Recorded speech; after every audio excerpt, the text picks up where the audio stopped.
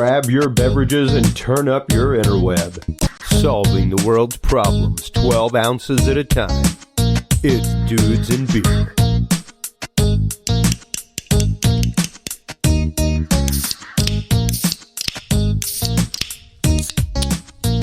Well, hello everybody, and welcome to episode 271 of the Dudes and Beer podcast. Chris Jordan, your host here, coming to you live from Austin, Texas tonight. Our guest, the amazing Professor Richard B Spence.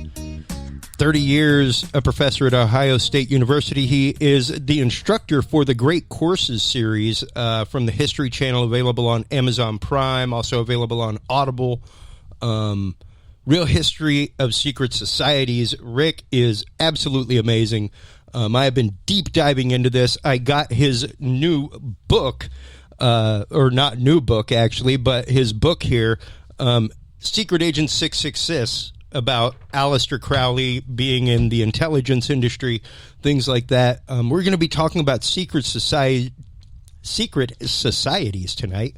I cannot wait. We're going to be talking about Hellfire Club, Masons, early secret societies in America, and kind of demystifying them a little bit.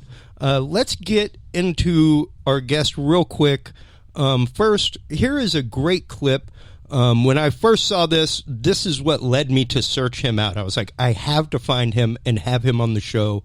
I have not heard something like this since like straight up philosophy class at University of Dallas. It is beautiful. Check this out, folks. This is kind of our opening salvo into the show and what it's about. And you'll hear a lot of this echoed from past episodes of Dudes and Beer. I call this course The Real History of Secret Societies, and I should explain why. I don't mean the opposite of fake history.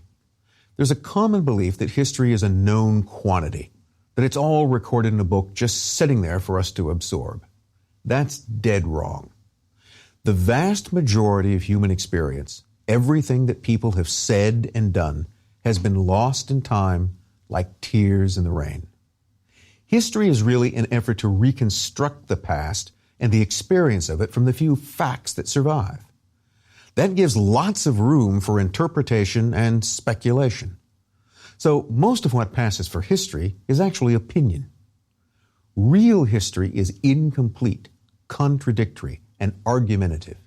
In short, it's messy, a past seen through a glass darkly. And when you add secrecy to the mix, well, things really get messy. So in this course, I'm not always going to tell you just what's true and what isn't, because often it's just not clear. Instead of definite answers, there's often going to be a range of possibilities. Usually, I'm not setting out to defend or to debunk anything. That's because real history is like life, a permanent state of uncertainty. So we're going on a journey across centuries and continents in search of secret societies in all their variety. That will take us to some very dark places, and frankly, some silly ones. What I want you to listen and look for in these lectures is the repetition of names and, more importantly, ideas. The same things coming up again and again in slightly different name or form or context. I can't guarantee it will all make sense, but I guarantee it'll be interesting and enlightening. Get ready. Here we go.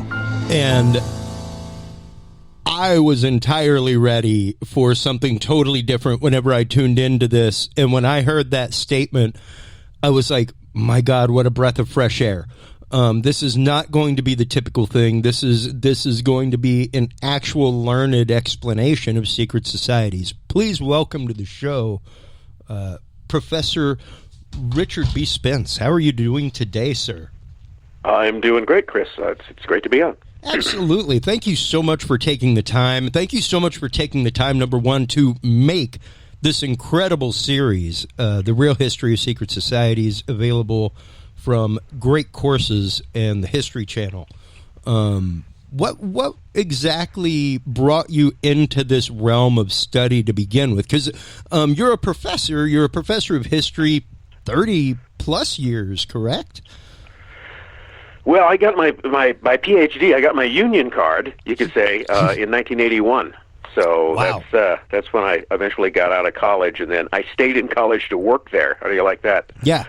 So every academic nerd's dream, that's what it is to basically just stay in college for the rest of your life and get paid for it. So Yeah, absolutely. I know quite a few people that aspired to that, a few people that have attained it. And it's a beautiful thing when literally your pursuit is just the passionate pursuit of knowledge. And like you said, in not just our pre-interview, but in that preamble to the course, the real history of secret societies, history really is an open-ended question. Like I said in the pre-interview, one of the things that we get into a lot on this show is the religion of science, the religion of history, the way that we're literally told something for forever, and we just tend to believe it without any self-exploration into the topic. And how many times does that lead to other things, wrong ways of thinking, skewed ways of thinking even? yeah, it's one of the things that in addition to the Great Courses History Channel class or set of lectures is derived from a course I actually teach at the University of Idaho, which is called Conspiracies and Secret Societies in History. And it's kind of interesting that I proposed that, I don't know, it was 20, 25 years ago probably was the first time I taught it. And I proposed it initially for what was called, there's sort of a special set of classes called honors classes. And those tend to be, they're basically for overachievers, which is a good thing. Yeah, they're people who literally tested out of 4 or 5 classes and have to take something to get the credits. Basically, students who are bored with everything else they've taken and are looking for something different. And so I thought, well, I'll propose this. And honestly, I didn't think it would go through. I thought someone would look at it, and but no, it did. And then I had to figure out how to teach this course, and I've been doing that ever since. And it was, it's always been, one of the main things that has probably kept me interested and engaged as a teacher and as an academic and as a researcher is that it's interesting to me. All right, you can't really, I think, meaningfully explain something that you're tired of or you're bored of. So I'm constantly learning new things. Collecting new secret societies is like collecting, merit badges or, beer caps or whatever it is. But there's just so many of them. Yeah. And, at any point, and this is a thing I've mentioned, at any point you think you know everything about something, you don't. All right? And that's and this is why I always kind of, cringe a little bit if somebody calls me an expert on something. And because sometimes expert is used, it's sometimes used by people as a kind of club to beat it, a kind of, intellectual bullying. I'm an expert and you're an ignoramus, all right? So you should believe everything that I say. Well, and also the other way around, by people to go, hey, this is my expert, believe what I'm saying. And then you're getting involved in a whole nother way. Oh yeah, by the way, everybody, this is my expert. Yes, and the expert word just tends to close off, and that's you know a lot. I mean, I know a lot about. I have an unhealthy level of knowledge in some cases about certain things. Yeah. But that's all I'll say, and that's never a term that I would ever use for myself. I would never introduce myself as an expert. Yeah. Because I would say, I'm knowledgeable about these things. I'm never going to claim to you that I know everything, that there isn't something else that I could learn about it. I would never argue in most cases that I couldn't possibly be wrong about things. But I'll try not to be, all right? I'll try not to deliberately mislead you, which is what more than I can say. Than you always get in college, Yes, and that's absolutely true. All too frequently, you do see that issue where, and like we're saying, it's very much a cabal in and of itself. Very much almost a cult of personality that brings about this haughtiness of this is what I was taught, this is what's in these 3 books, so it must be right. I mean, for crying out loud, until what, like 1930-something, Troy was mythical. Troy did not exist. It was a myth. If you said that Troy existed, it was like, yeah, okay, dude, Atlantis too, bro.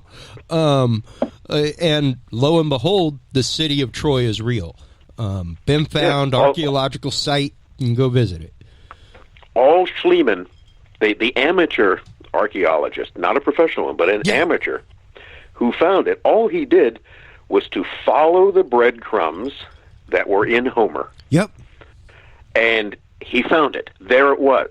And all he did was something that no one prior to that, assuming, well, I don't know, does Homer exist or he doesn't exist, so he must be making up this story and there couldn't have been this place. Well, nobody actually went and looked for it.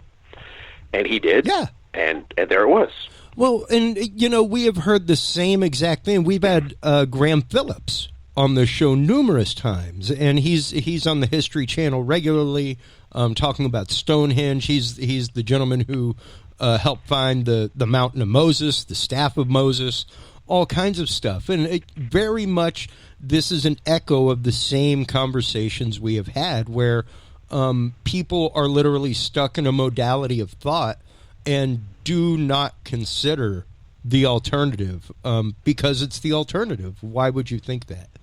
And how was it that you first came to start researching secret societies and start coming into that realm? Because, I mean, of course, your first work as a history professor, things like that, were in the realm of Russian history, Russian military and espionage, things like that.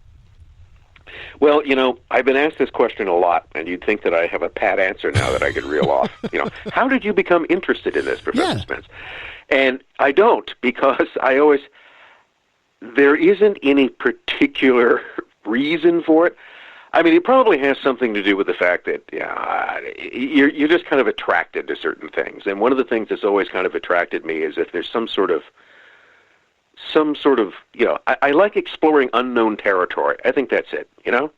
Sure. If I was going to be an explorer, I wouldn't want to go to the same places that other people have been. I would want to try to find something new. And one of the things that I think that attracted me in history is anywhere I kind of ran across this blank spot. Huh. And so my real, academic emphasis is in modern Russian history. And along with that, military, espionage, Eastern Europe. And you look at Russian history, well, you just landed in Conspiracy Central right there. Yeah. It is a very turbulent, fascinating, bloody, also very artful history that goes along. But if you study Russian history, even from the earliest times through Catherine the Great, certainly up through the Russian Revolution, well, one of the things that you're going to encounter, even though you may not be aware of it, is you're going to be encountering everything from Freemasons and endless political conspiracies and cabals of one kind or another. That's what makes the whole ball bounce. Yeah. So that's really, I'd say, what kind of introduced me to it. And the first book I wrote, which I think is almost unavailable now, is a thing called Renegade on the Left, which is a biography of a Russian political figure that I bet no one out there has ever heard of, and his name was Boris Savinkov. All right? Okay. And the reason you've never heard of him isn't because he didn't play any interesting historical role. It's because, to a great extent, he was just kind of written out of the history that came up later. So Savinkov was, around before and after 1917. So he's intimate. I'm not going to tell you his whole story, but he is as involved in the Russian revolutionary ferment of 1917 as much as Trotsky and Lenin were and any others. He's right there. He is on the scene. And at various points, he could have made critical decisions that might have changed history. So why isn't that we've ever heard about him? The simplest reason is that he's one of those guys who sort of burned every bridge he crossed and bit every hand that helped him. And that then made him, after his death by mysterious means, by the way, in 1925, nobody liked him. I mean, he was one of those guys who would never sort of clearly fit into one political party or another. He was he was much too much of a megalomaniac to do that.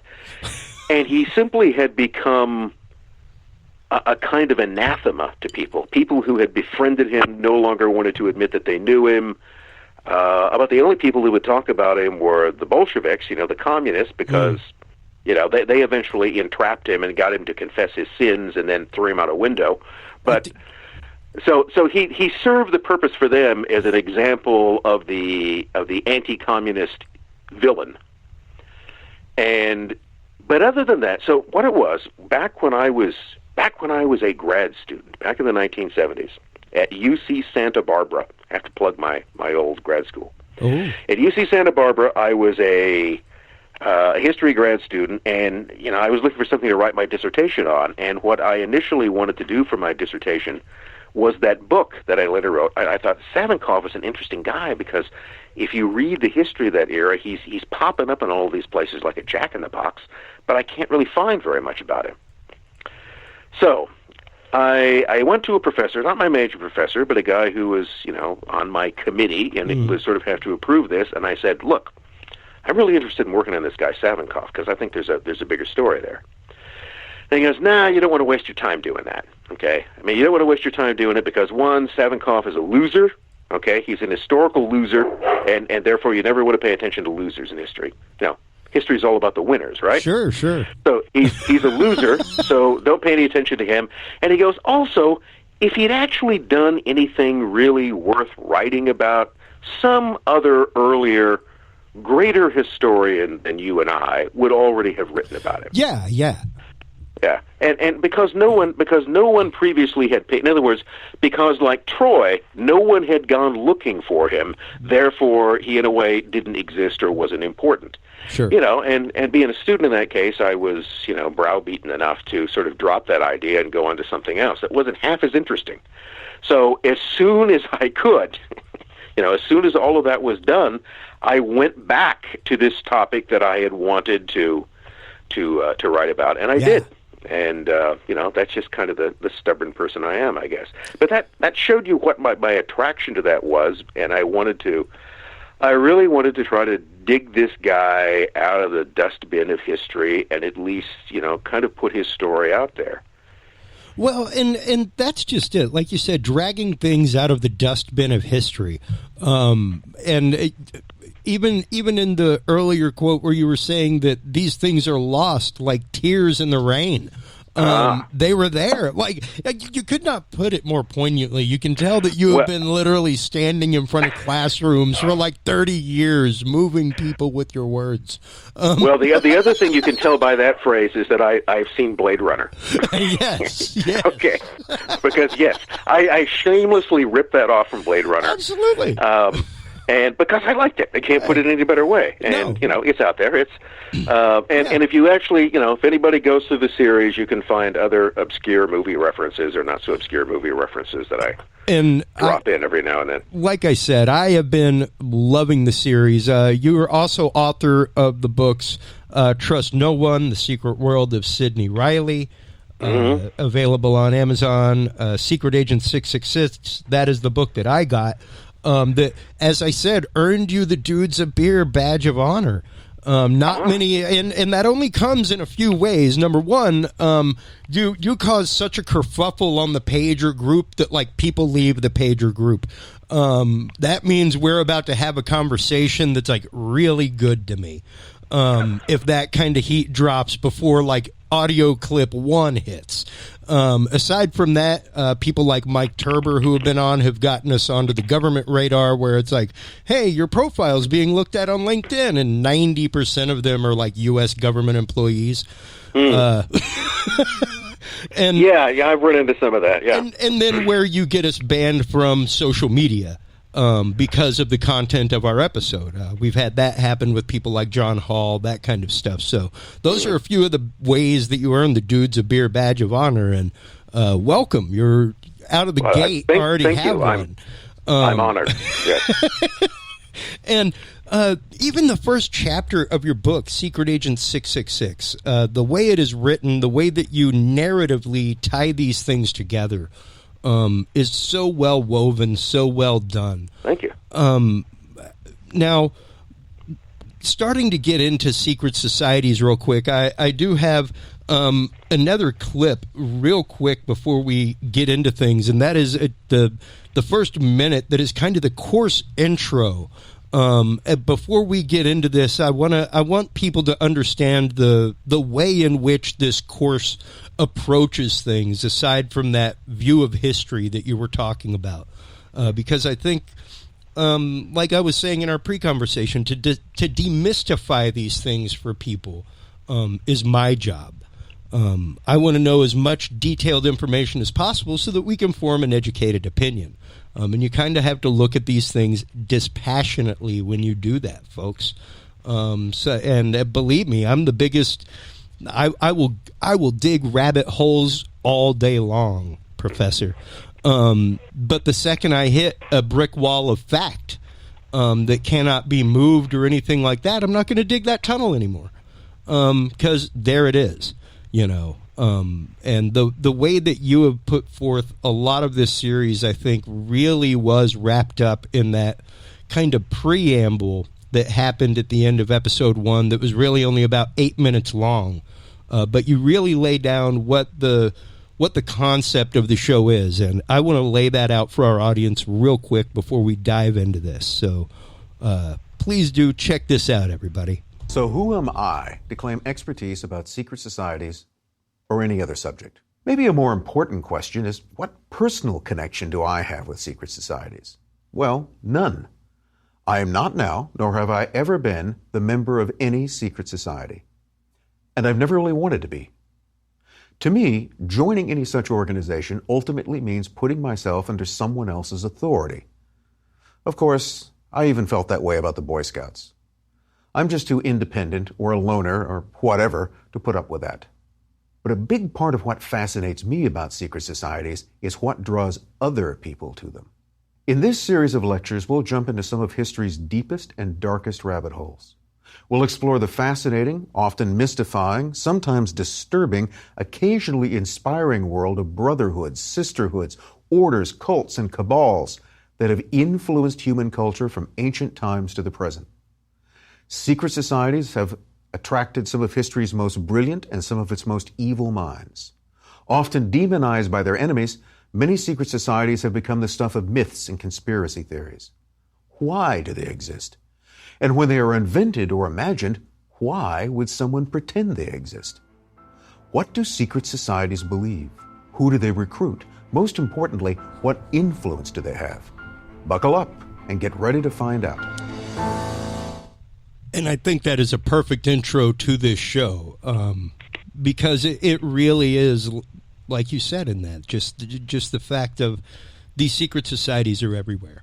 They're all over the place. We've seen them throughout history, but are they really that secret?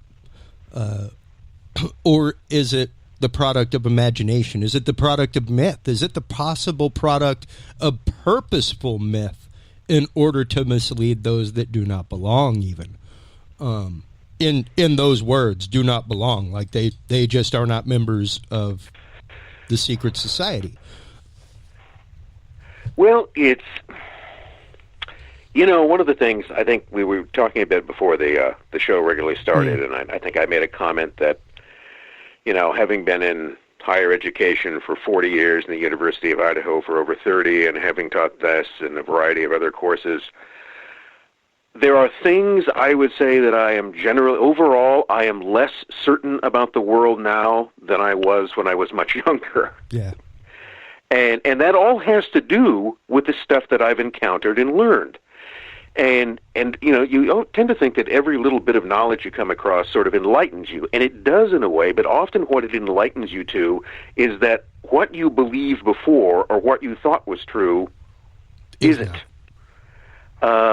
You know, I mean, it is a, we live in a sea of information, but we also, within that sea, a large part of it is disinformation. Yes.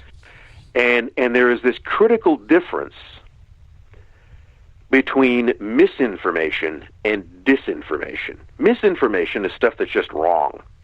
Somebody tells you a phone number and you don't remember it correctly and you get it wrong. That's a mistake. Misinformation is an error. Yep. Disinformation is something completely different. Disinformation is information which may, in large part, be true, but it also contains falsehoods that are designed to lead you away from the truth. That is, it's something which is deliberately designed to misinform and mislead. That's right.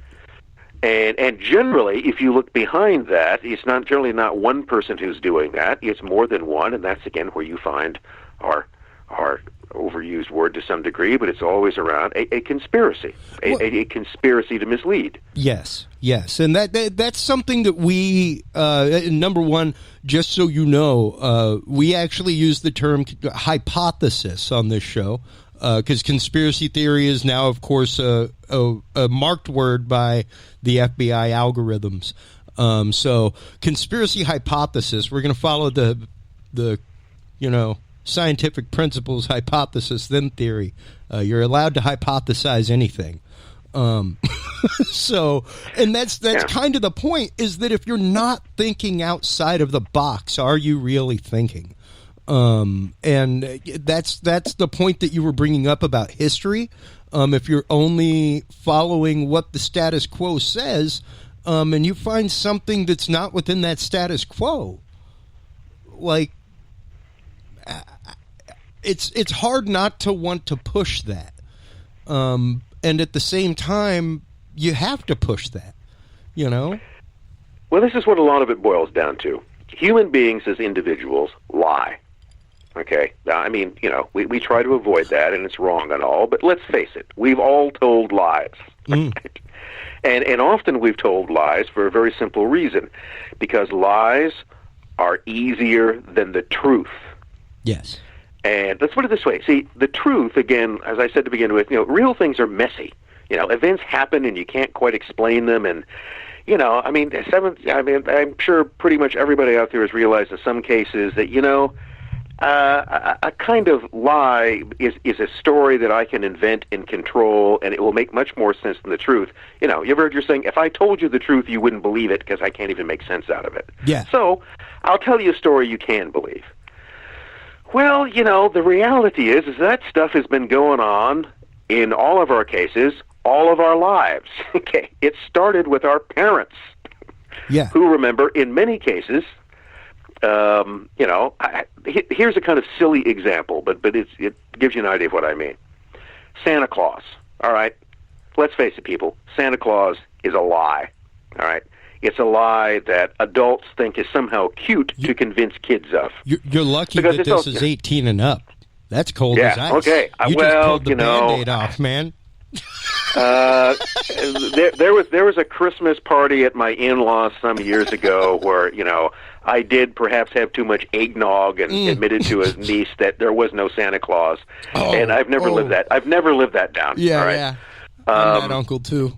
But see, the thing was, I was telling her the truth. Yeah. I was telling her the truth. Her parents and everyone else there was lying to her and telling her and selling her this complete fiction.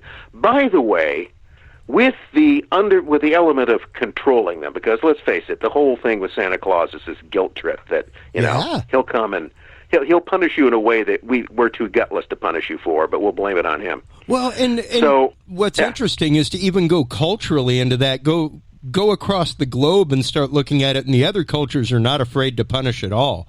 That's when you start getting into the realm of Black Peter. That's when you start getting into Krampus. Like, he will come and drag you away in his sack to beat your soul with chains because you were bad. Or they'll come and put you in a sack and sell you to the Turks. Yeah, exactly. There you go. Like, yo.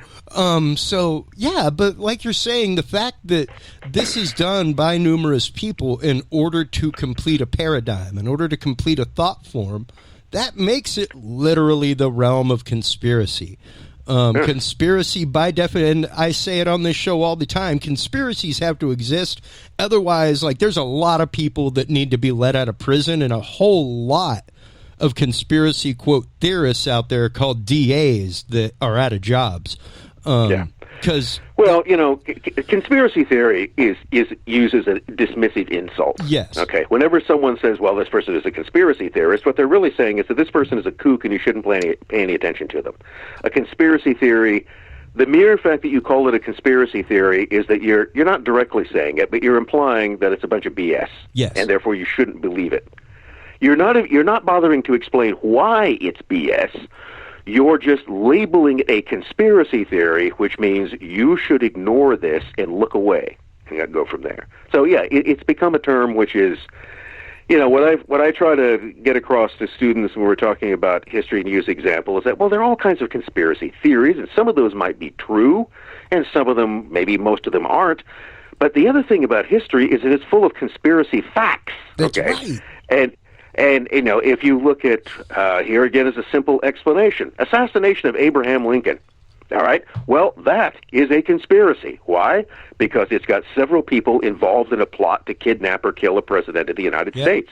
It is a classic conspiracy, yet it's almost never addressed that way. The preferred way that it's taught is that, well, there was this crazy guy named John Wilkes Booth, and he shot the president, and we'll leave out his fellow conspirators because, well, that turns it into a conspiracy, and that's too complicated, and then we don't know whose conspiracy it was. The fact that Burr was attacked the same night, like they tried taking out the president, vice president, and the secretary of state.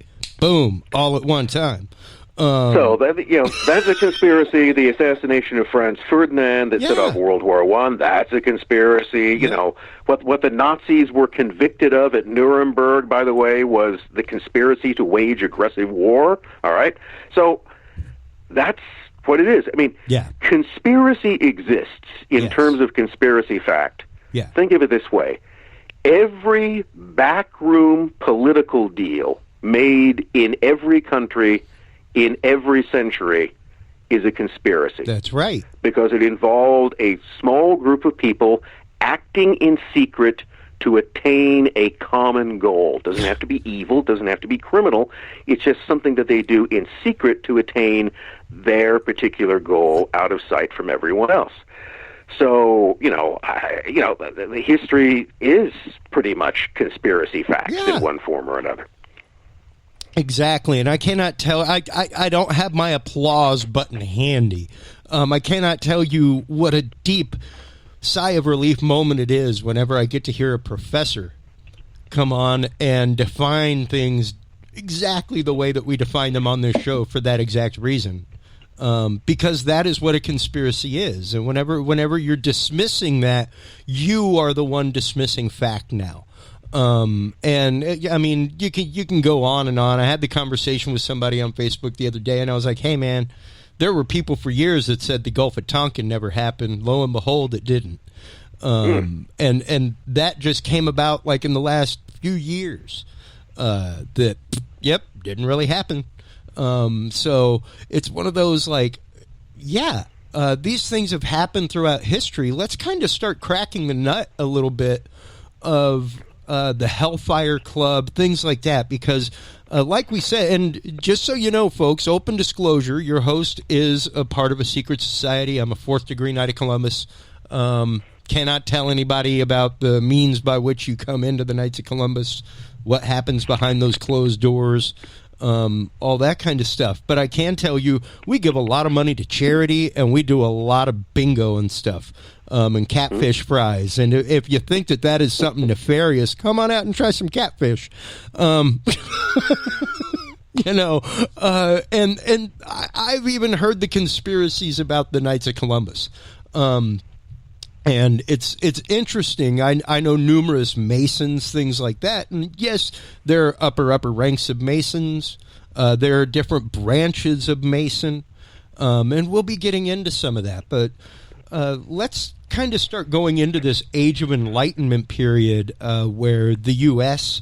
really started its rebellion. It was shortly before France really got its independence, things like that. And the real influence behind these, quote, secret societies like the Hellfire Club, of which Benjamin Franklin was a part, Masons, things like that.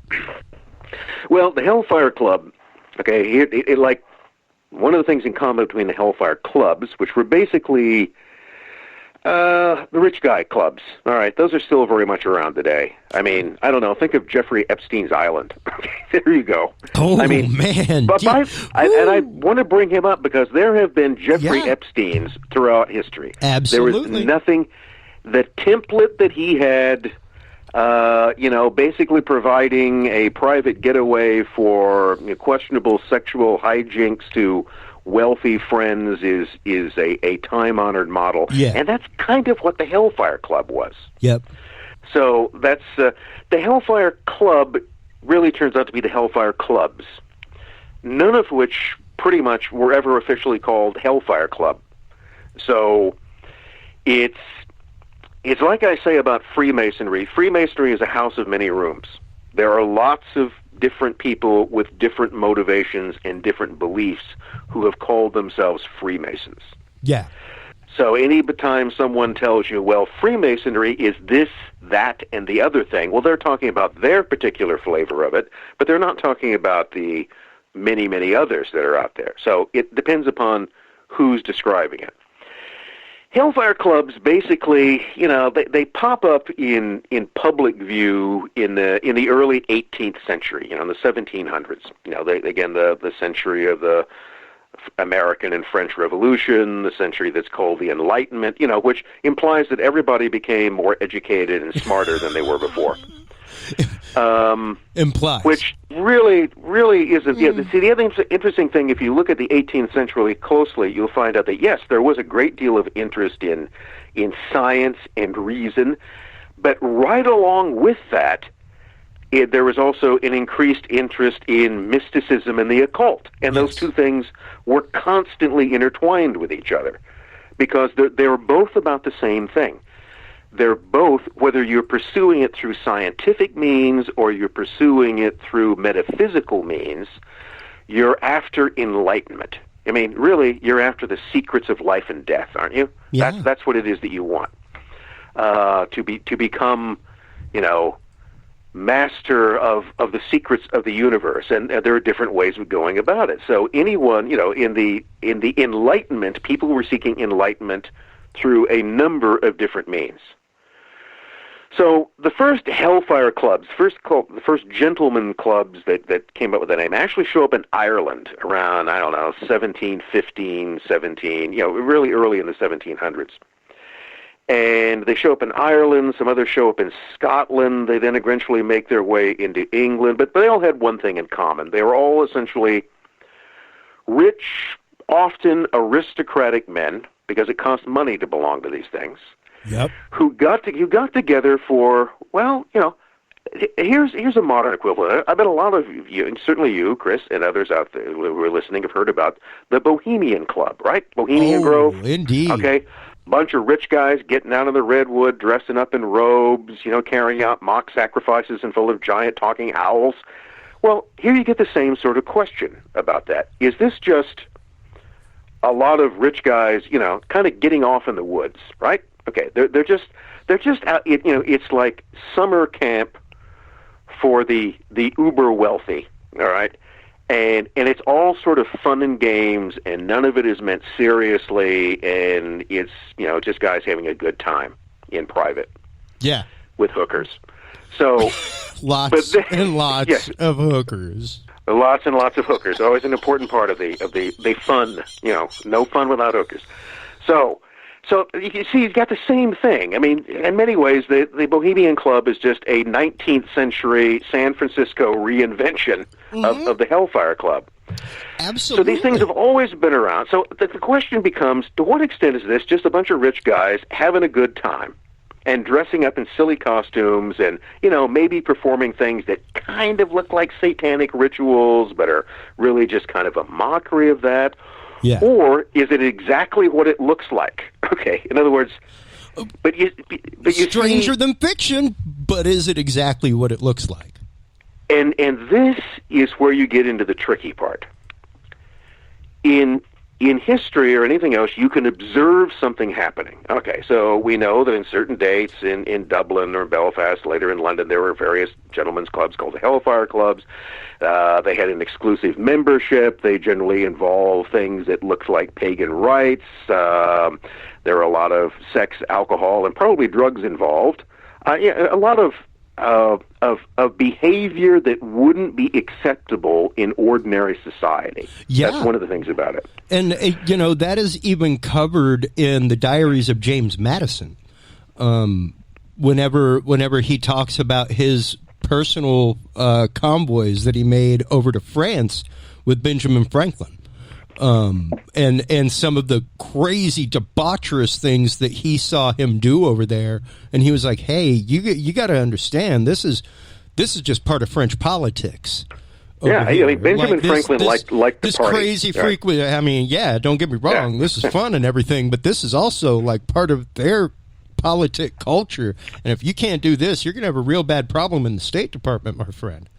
Well, here's the question: when you observe this happening, okay, you're Madison, you're someone, and you watch these guys engaging in all this bizarre behavior. Yeah.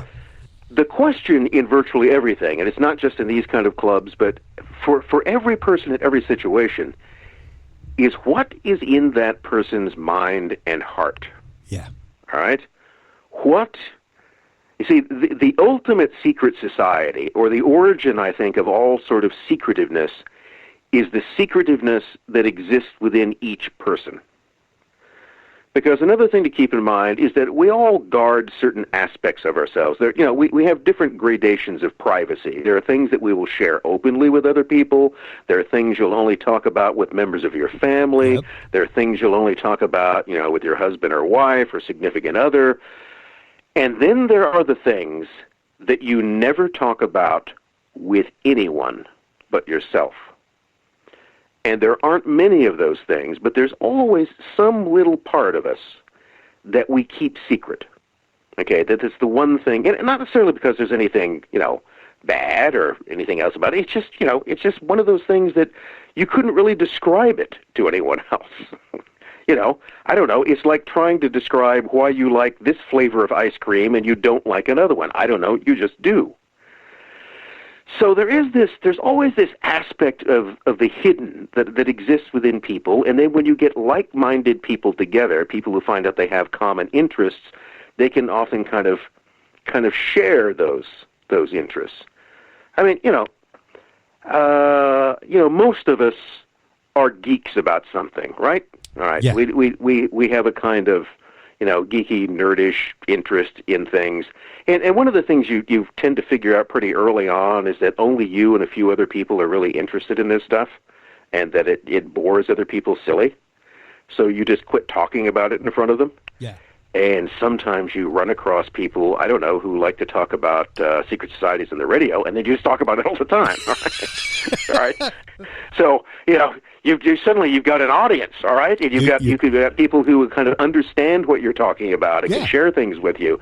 And that, that's what, and then that forms, all kinds of things can come out of that. Fan clubs,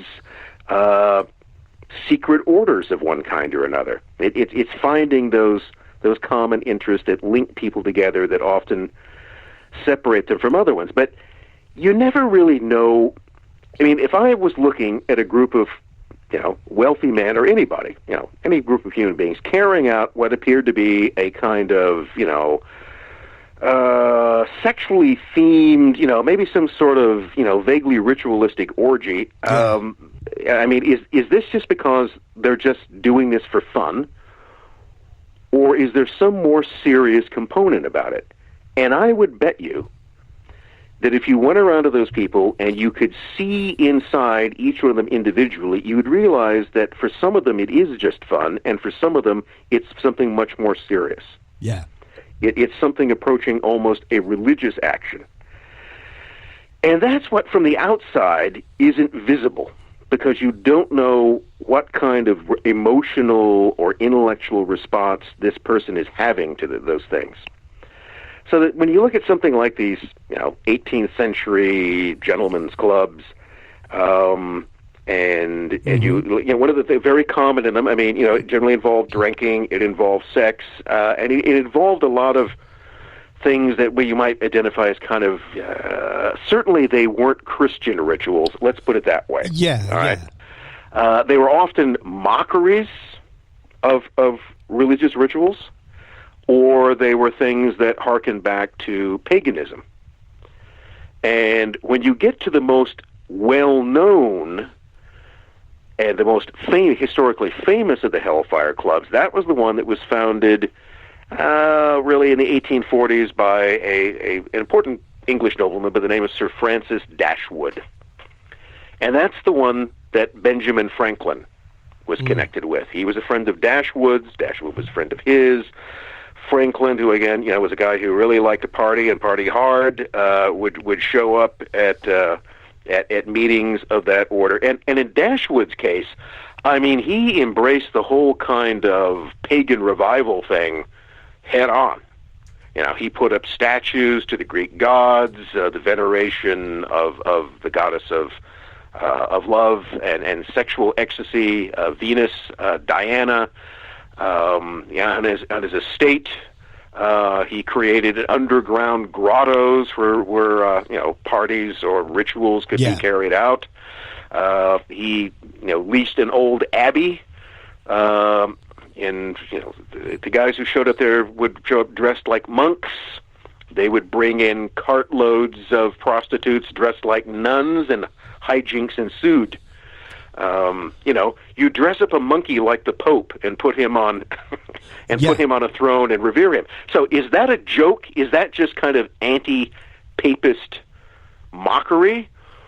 Or is that something more akin to an out-and-out black mass? Well, it's not the actions, it's the intent of those actions. Yes.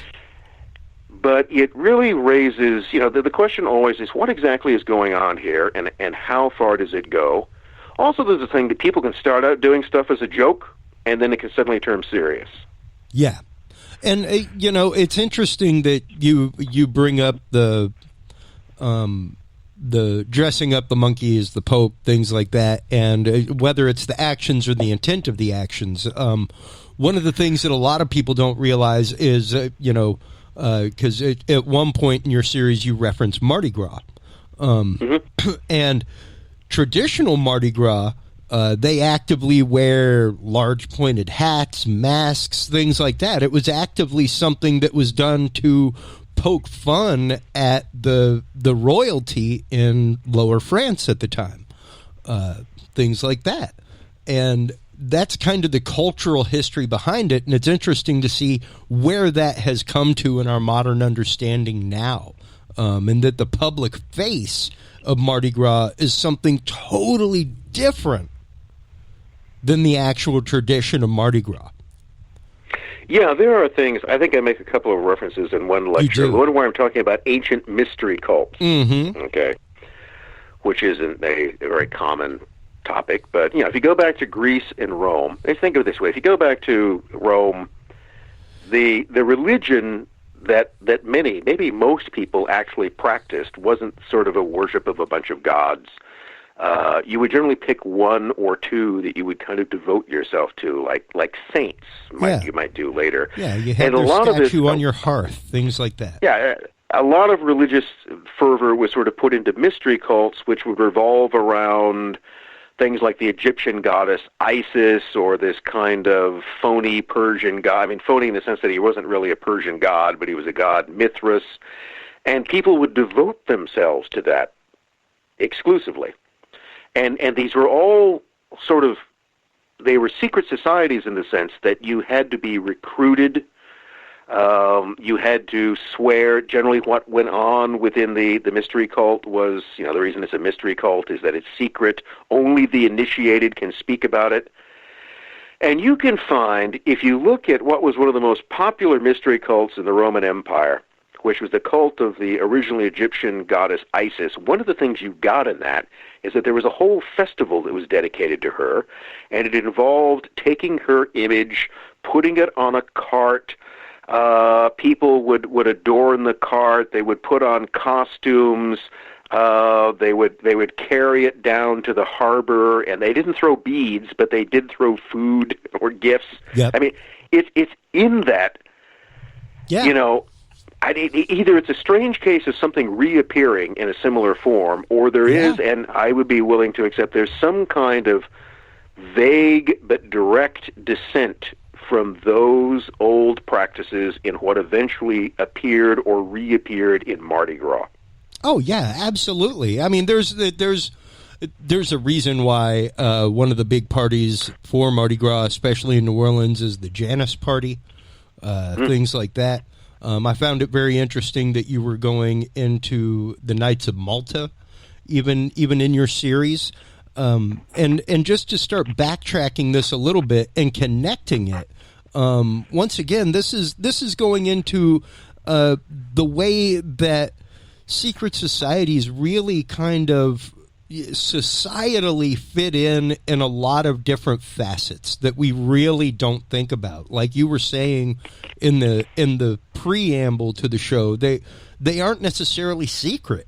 You lay down 4 kind of hallmarks of what a secret society is, and as we kind of delve into this topic, let's go over those 4 hallmarks real quick. So that as we get into the Hellfire Club a little bit more and start delving into the Masons in early America, we can really see what those hallmarks are and see how they're repeated throughout time, throughout different societies that we may see all around. Well, one of the things you already mentioned was that in a lot of cases, they're not secret at all. Everybody knows about them. Yeah.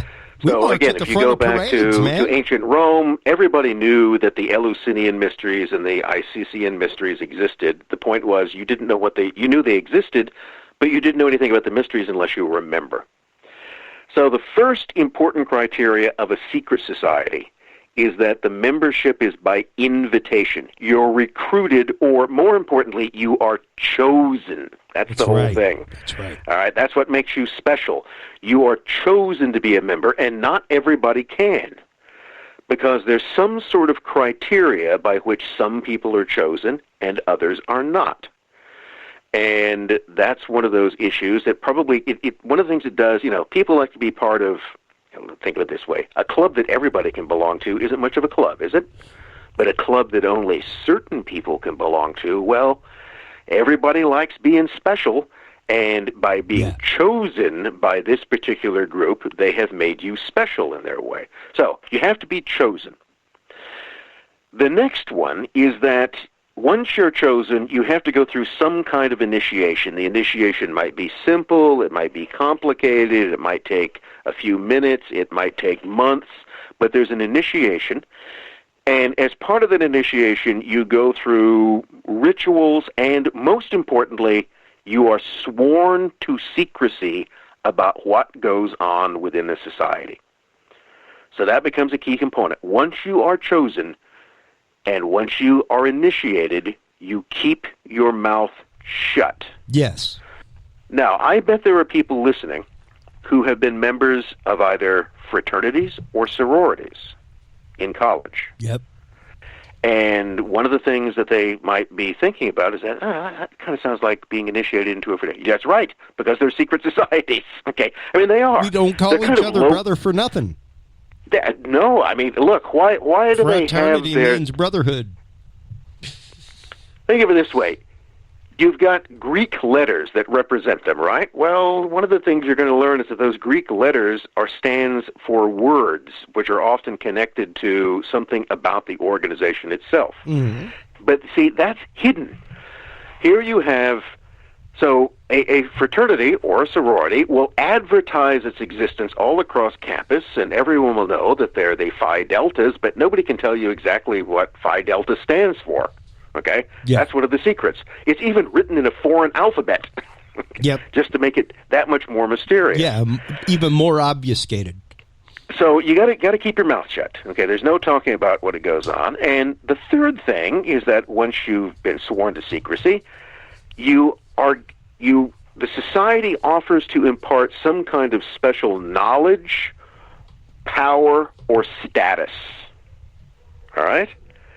So remember, one of the things about being rushed into a fraternity. One of the things about eventually being chosen as a brother in a fraternity is that other people who tried to do that weren't chosen. Yeah. You're special. You were picked to belong to this, and now you're going to be sworn to loyalty to the group. And, the advantage you ostensibly get out of being part of a Greek organization is that, you'll make friends for life who will then be useful in your post-college career. In other words, you're going to network and conspire. Mm-hmm. That's what it comes down to. I mean, here's an interesting question. What exactly is the difference between networking and conspiring? That is, and what's interesting, I as an owner of a podcast network, I literally because I came to you via social network. I liked your series. I loved it. I did my typical thing. Went onto my platform of choice for professionals. Approached you, gave you a little bit of info, and was like, I would love to have you on my show to just demystify this topic. And we began a relationship, but it is quite literally no different than old school spycraft, people. There is no real secret. I mean, how did the old school spies get in? They came in and they said, hey, I'm here to fix the telephone. And they dressed up like a telephone guy. And then they talked to the front door person.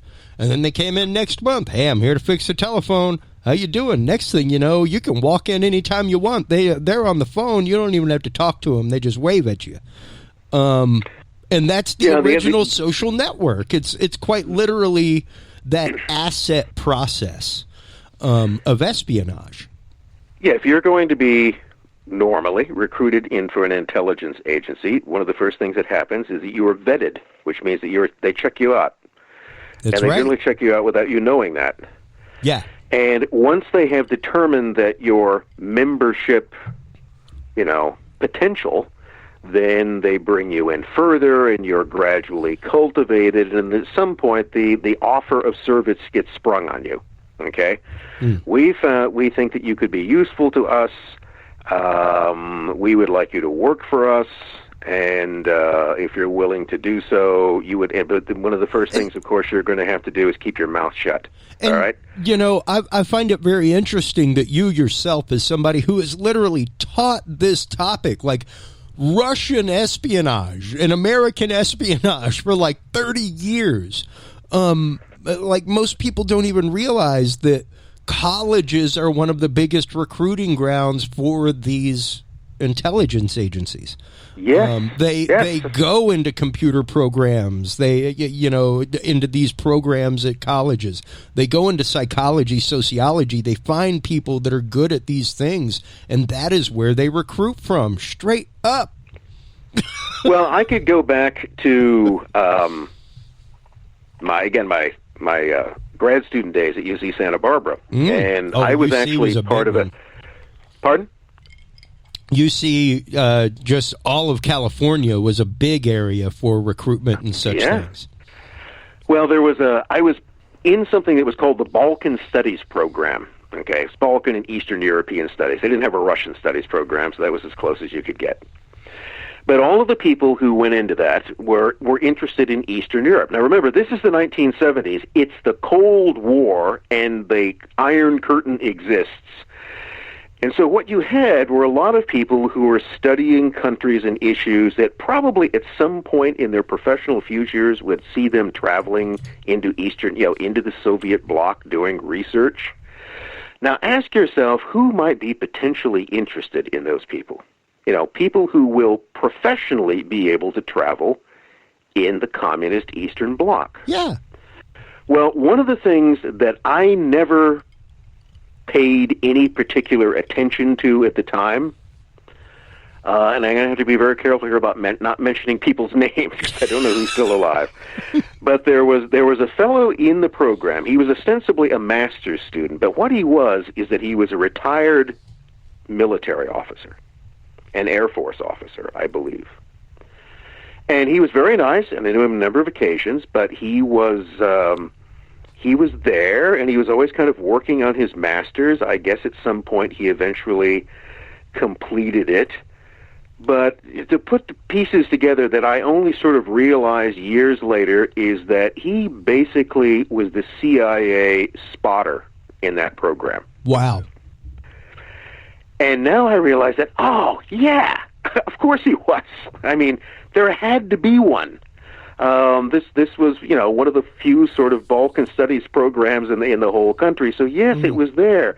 And then thinking back on that, I now realize that, oh, yeah, okay, so that's why he did that. Yeah. But it wasn't something that was in any way obvious. It wasn't something that was, he didn't, sneak around and, cloak and dagger, not that type of thing. No, he was just kind of this older, friendly, retired guy, who asked lots of questions. But what's interesting is the fact that you have literally gone through all of these things as it has happened, even within your time of research from your master's to now. What has happened with the Cold War, with Russia, Glasnost, everything, the fall of the Berlin Wall, the espionage that has gone on since, not only culturally but politically, technologically, all that kind of stuff. You have been there live, and for that, what has that been like for you to kind of see these things unfold as somebody who studies that field in particular? Well, everything happens just a little bit at a time.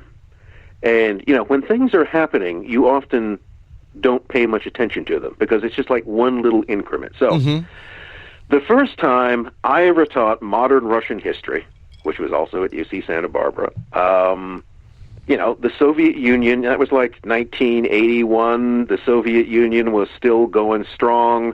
The Warsaw Pact and the Eastern Bloc still existed. The Cold War was still in full swing. So when I talked about modern Russian history, if I was going to talk about 20th century Russian history, 1917 brought in the communist regime, and hey, it's still there. So I'm talking about a political order that was still seemingly very much in control at that time. Now, skip ahead 10 years to 1991, and the USSR goes belly up. Yeah. Pretty abruptly, all right? Yeah. And by the way, when there are a lot of people running around today going, oh, well, I saw that coming, and we all know, nobody did, really. I mean, certainly not in the historical sphere. It took everybody by surprise. And then you just had to kind of deal with a new reality. I mean, you had to go and you said, well, we're talking about modern Russian history, which just keeps getting longer and longer and longer.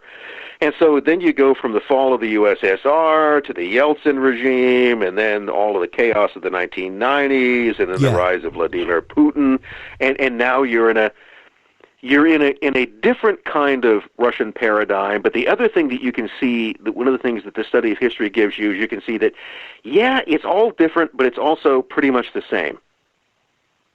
All right? Yeah, it very much follows the old same. The old saying, the more things change, the more they stay the same. Yeah. Okay, that is one of the guiding issues there. And you still, you have a regime which is ostensibly democratic, but is really pretty much authoritarian, a kind of dominant political. So you could look at it, essentially, you can look at from Tsarism through the Soviet period into the post-Soviet period. There are things that change, but there's also this kind of constant. It's as if water always kind of finds its own, its own level. That the Russian ship of state or any other tends to right itself, and when it rights itself, it comes back into a position very similar to what it had before. And it's an interesting thing if you look at the Russian Revolution or you look at any other revolutions, like the French or the American revolutions in the 18th century. Yeah. Let's put it this way. For the average American, in the period of the Revolution, let's say someone who lived through rule by the king, the Revolution, and then the establishment of the United States as a Republican form of government, for the average person, life didn't change at all. Nope. No. I mean, if you were a dirt farmer before, you were a dirt farmer previously. Yeah. If you were middle class, you were I mean, nothing changed socially. The rich who were rich before were still rich. Well, the poor were still poor. The middle were still the middle. The one thing that we point on this show all the time is, like, directly after our war for independence of no taxation without representation, we had our first civil war, which was the Whiskey Rebellion, where quite literally whiskey makers were like, hey, wait a minute, you're going to tax us all this money because we have really clean water and we don't have representatives yet? Didn't we just get finished with the whole kerfuffle about that? I mean, not only we're going to tax you, we're going to tax you more than the king was taxing you. Yeah, exactly. So it was, because we got to pay back our debt, and that was quite literally the plan of the Treasury. That was like, it was like, well, how can we pay back this debt in a right good amount of time? Well, we can't tax beer because everybody drinks beer, but spirits,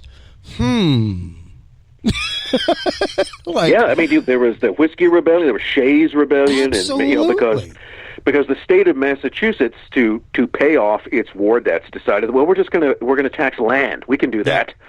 So all the farmers, especially in western and Massachusetts, now got hit with these heavy tax bills because, well, freedom has a cost, and that cost is going to be taxes on your land, or we're just going to come in and take it. They don't call it Taxachusetts for nothing.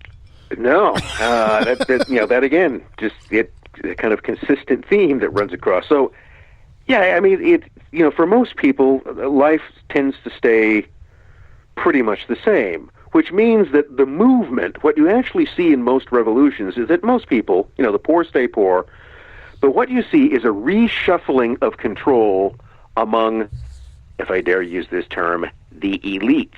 Yes. All right. Yes. Those people who had power and money before just kind of, change positions, acquire more or less power, but pretty much that's all that you have. You have a kind of shift in the elites, and then life goes on for everybody else. Yeah.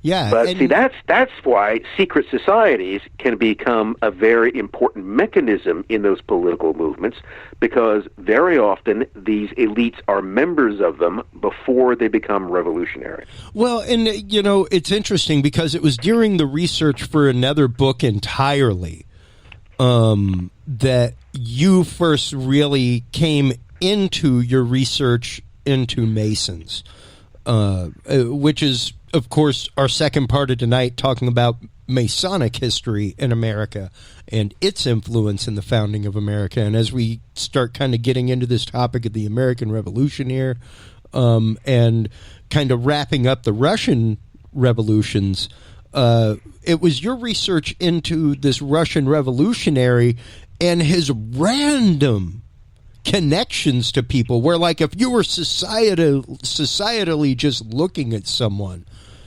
even from the aspect of a police investigator and going, how is this dude connected with all these people? It was just utterly random until you started digging in and found the fact that he was a Mason. And so were these other connections. Yeah, he, again, this fellow I mentioned before, Boris Savinkov. Savinkov politically was a socialist. Okay, that's what he called himself. And so he was on the left end of the political spectrum. He was a revolutionary. He'd actually plotted to assassinate the Tsar before 1917 on a number of occasions. But during the revolutionary ferment, at one point, he has a kind of, some political and military authority in this town, and he has a member of the Romanov family, of the dynasty. Oh, wow. Come to him and say, look, I'm kind of trapped in this town, and I think I'm in danger. Could you help me get out? I want to get out of here. And now you would think that Savinkov, the revolutionary socialist, wouldn't lift a little finger to help a member of the imperial family. Yeah. But he does. And that was the thing that I kept thinking, why is he doing that? I mean, he didn't really know this guy. It wasn't like they were friends or anything. Well, the explanation for it, to cut to the chase, is that they're both members of the same Masonic Lodge. And what it was that the Grand Duke appealed to him as a brother Mason to help him. In other words, whatever our other differences, whatever our political differences and everything aside, we as members of this oath-sworn secret brotherhood, one of the things that we're sworn to do is to help each other in times of distress, and I, as a brother Mason, ask your help, and Savin, as a brother Mason, gave it to him. Yeah. And the interesting thing about it is that transcended politics. It had nothing to do with politics. Suddenly they were operating on this completely different level. Well, and then it was one of those things that began to make kind of sense of some of Savin associations. And it's one of the things that I'd suggest to people, that if you find historical figures or, people you work with who you can't figure out what the connection is between them, that could be it. It could be a lot of other things, but that might be one of the things that binds them together. Yeah, and it really is, like you're saying, that fraternity outside of things. That's one of the interesting facts of the Masons, actually, is that in theory there is no politics or talk of politics allowed inside the sanctuary. Once you are inside of those doors, all politics is dropped. Doesn't matter what color you vote, things like that. And as this age of enlightenment was happening across the globe, and especially here in America with the American Revolution going on, to have that concept that we will become politically mute, I think is really interesting. That they tried to, and if you go through and even read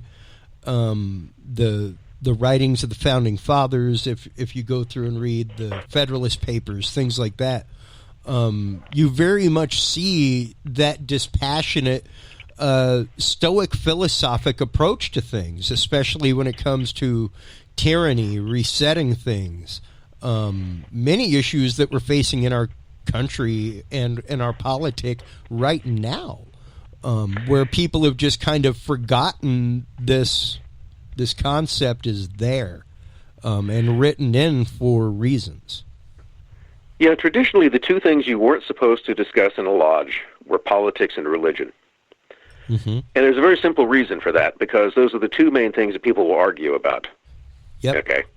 Go into a bar, have people start talking about politics and religion, and sooner or later a fight will break out. Okay? That's right. So in the context, remember, of the Brotherhood of the Lodge, one of the reasons why you avoided those topics in the meeting was that, one, you were now involved in a quest for a kind of higher form of fellowship and spiritual knowledge that transcended those things. But the other fact that it was also just practical. If you involve that into the lodge proceedings itself, it would politicize the lodge and it would cause dissension. On the other hand, there's nothing to say that 5 minutes after the lodge meeting was over, and you also weren't supposed to drink in the lodge either, but when you adjourned to the tavern, well then the same group of guys, exactly the same group of guys, could sit down and talk politics.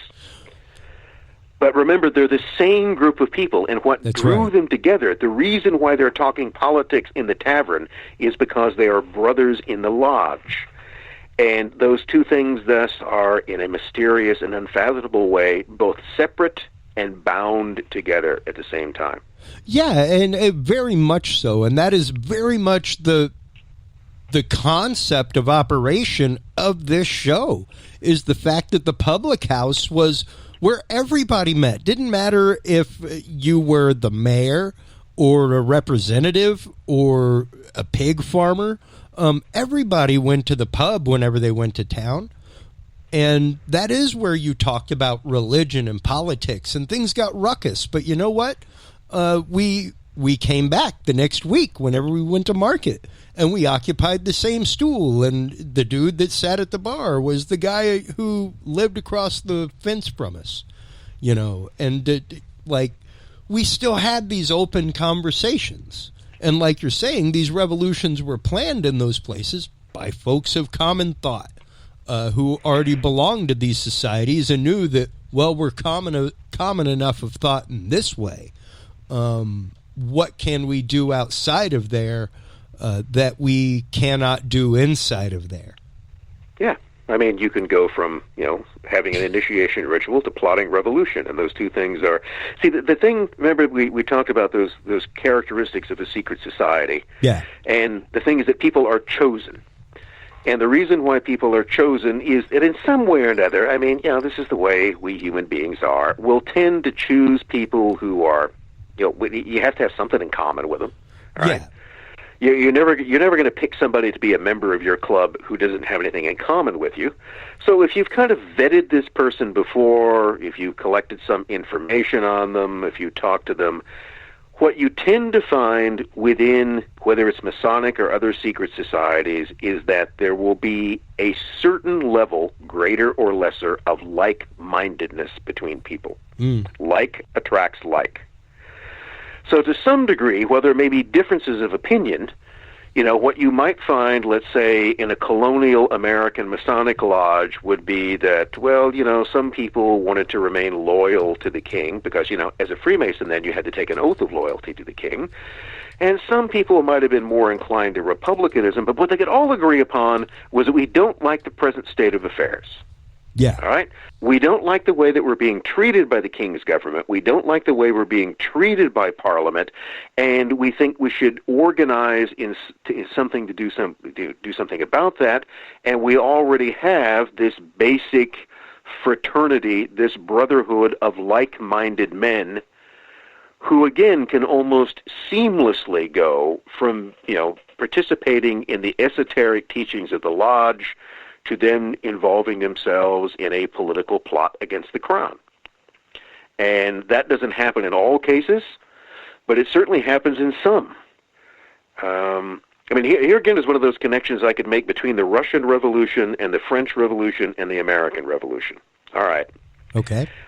All of them were heavily influenced by people who were members of Masonic lodges. I mean, in the Russian case, probably even more than the American and French case. And these are relatively small groups of people. But if you then began to actually look at the political movers and shakers, you find out that, not everybody's a Mason, but a hell of a lot of them are. Yeah. And more than you would find any... out of all proportion... here's, I think, in one of the lectures I go over the rough numbers. You could probably figure that in the American colonies in 1775, there were hundreds of thousands. There may have been as many as 500,000 adult males in the colonies who could theoretically qualify for Masonic membership. Yeah. Theoretically, that is, they were the right age, they were male, all right? And those were, but how many of the, let's say, the 500,000 men who might have been Masons actually were Masons? 5,000 or 6,000 at most.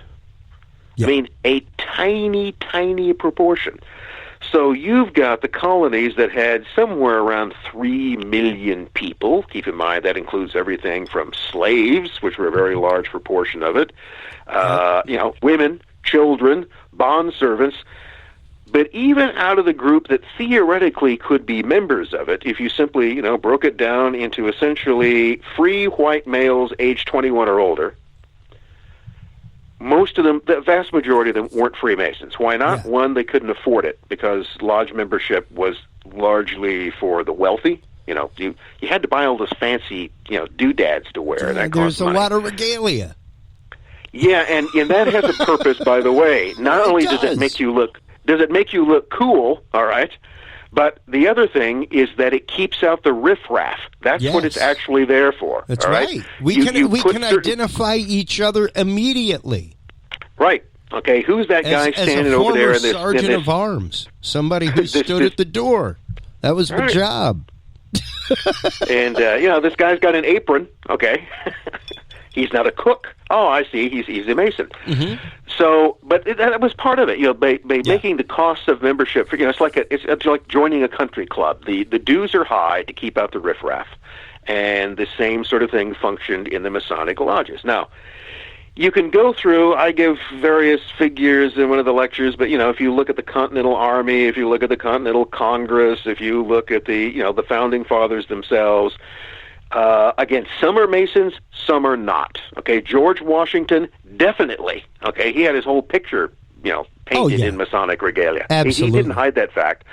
Thomas Jefferson, almost certainly, but he'd never publicly admit it. Benjamin Franklin, Benjamin Franklin would join any kind of a club in that way. He was On in the other hand, every club.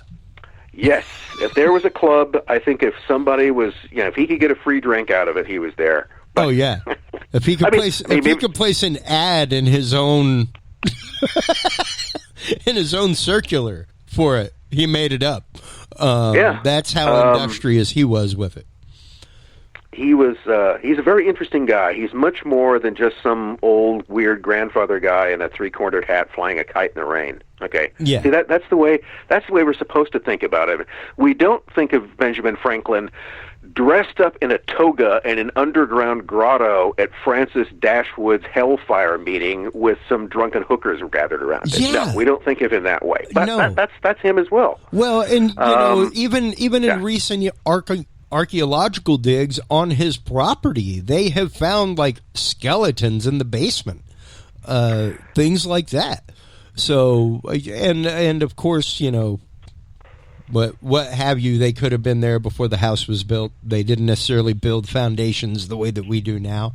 But whether or not those were part of any Hellfire Club or other secret society is, of course, out there in the realm of conspiracy theory now.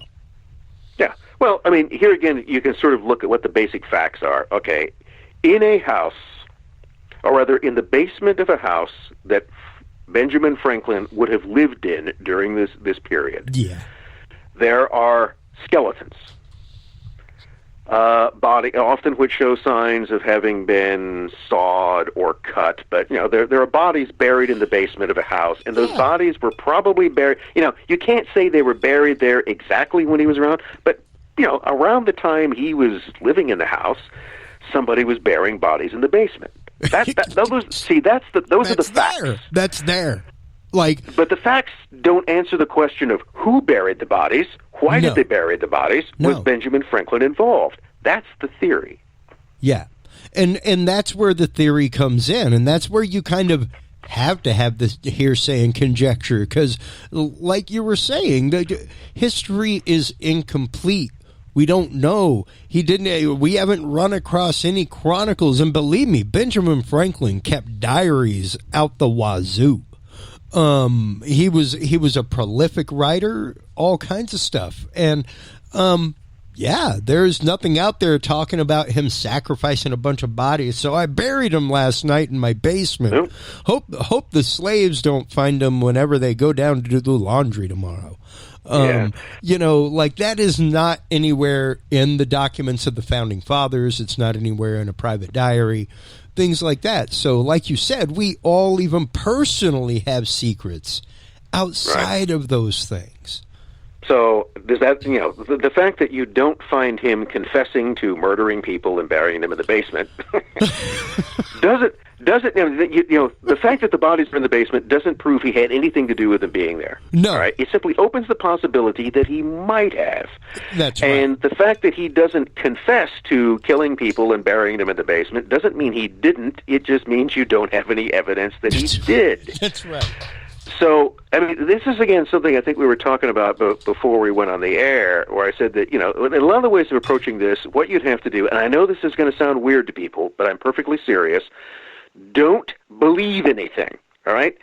Quit going into looking at something like this with the idea that, okay, I have to look at this and decide what's true, okay? Was Benjamin Franklin a perfectly nice guy, or was he some sort of, serial killer? Well, the point is you don't know, and you're never going to know, all right? The historians don't know. The historians don't know, and no one, the only thing you've got is that here are some kind of odd facts. Yeah. Which might suggest that he had some involvement in it, but that's all that it does. So when I say don't believe anything, it's because there's nothing there to believe. What do you believe? There's not enough information to form any belief about anything concrete. But that doesn't mean you should ignore it. No, you shouldn't. You should pay attention to that. You should log those facts, and you should keep that possibility in mind, and you should wait and see if someday other information comes along that would either support or refute it. But don't go into it thinking that you have to make a decision and believe something. That's it. That's just it. And we talk about that on the show so many times about the, like we said earlier, just accepting something as a point of datum. It's just another data point. It's just a piece of information in a set. Add it as a feather in your cap, and later on we'll talk about feathers maybe. But as you move down the line, you can't let it lead to points of hearsay and conjecture. It's hard not to, but it really is one of those that you just kind of have to leave the hanging chad there and move forward to put it in. You can conjecture, you can speculate, Sure. but just remember that that's what you're doing. You're speculating. Yes, all right? that's right. You're just kind of spitballing. But then the problem is that people start speculating, and then they start believing their speculation. All Yes. right? They're not believing in any sort of factual story because there aren't enough. As somebody once put it, I can't remember who. One of the things about historical facts is they just sit there like a turd on a plate. All right. And the question is, So why is there a turd on a plate? Okay, who would do that? Why is it there? I mean, think of it. If you came across that, not that you would want to, that would be disgusting, but that would be your idea. But Who on here's earth the put fact. the The fact put is the there's turd a on the turd plate? on the plate. and you don't know. All you know is that there's a turd on the plate. Okay, that's the fact. Okay, Yeah. How it got there, what they meant, I don't know. Yeah, precisely, and that is where hypothesis is necessary. Thinking outside the box is necessary. Anybody who's telling you it isn't, I think, is really trying to control a paradigm in some way, shape, or form. And that just goes, to me, against any form of scientific method. Well, yeah, at that point, you've got expected result, all kinds of issues. Well, if you applied that to science, I'm not a scientist, but No. as far as my understanding of it, if you applied it to science, you got a certain number. You've got data points. You've got a certain amount of data. You've got some facts. They don't tell you very much. If no one ever speculated beyond the immediately available facts, we would never have gotten anywhere. Yep. All right? You wouldn't even come up with a doorknob. And So what you do in science, as I understand it, is that you take the available data and you form a hypothesis, i.e., you speculate, and then you test that hypothesis. that's right. All right? And if that doesn't work, you go to plan B, and you come up with another hypothesis, and you test that one until eventually you find one that works and keeps working. But to get there, you have to speculate.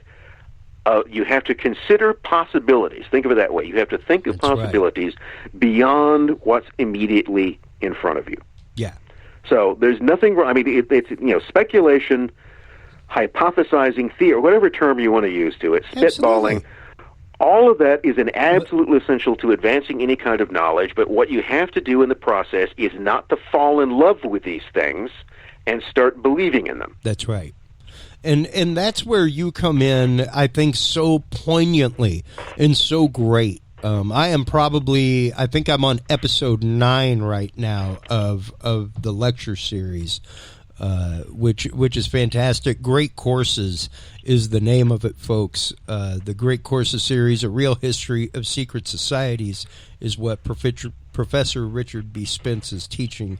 And has numerous more coming out, is what I love. I cannot wait to hear more topics from you.